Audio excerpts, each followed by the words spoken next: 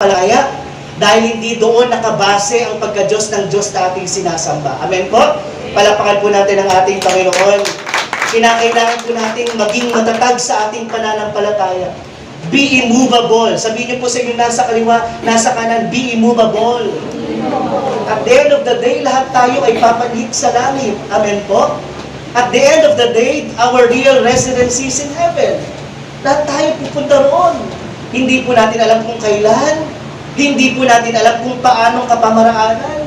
Pero habang may buhay, sulitin natin ang hiram na buhay na ito para igugol sa pinakamakabuluhan. Amen po?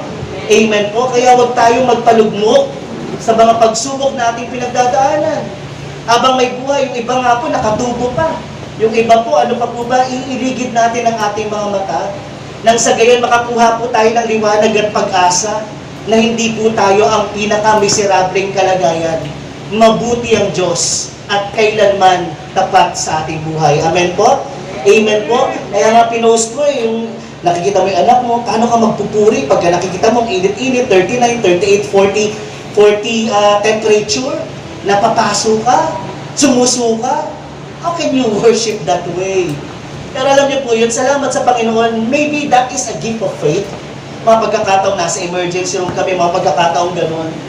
Nakapila kami, viral daw po kasi ito, kaya pa-pray po natin talaga yung mga anak, mga bata. Ang mga clinic, ang mga hospital, nag-uumapaw. Dahil sa isang lagnat na kahit uminom ng paracetamol, hindi bumababa ang lagnat ng mga bata. Yung iba raw po, nagkukumbulsyon pa, nanginginig.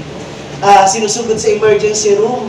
So imagine na po, sa madaling salita, alam niyo po, habang nakapila po ako may anak din ako may sakit, pero nakikita ko po yung mga tao.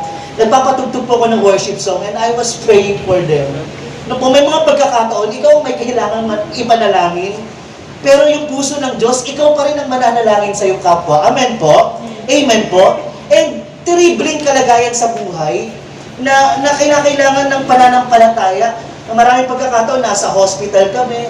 Ako mismo, nung ino-operahan ako, naaawa ko sa kalagayan ng mga tao sa paligid ko, pero ako mismo uoperahan. Sabi ko, parang ang hirap na po minsan, pagka ikaw ang nasa kalagayan ng may pangangailangan. Pero it takes faith na po, doon pala nasusubok, at nakikita ng ating Panginoon, yung naging bunga ng ating pananampalataya sa Kanya. Yung ating klase ng relasyon na nabuo sa ating Panginoon ay masusubok sa mga pagkakataon na mahirap. Amen po? Kaya kapag ikaw po ay nasa kalagayang mahirap, huwag po natin kakalimutan. There is God's purpose na po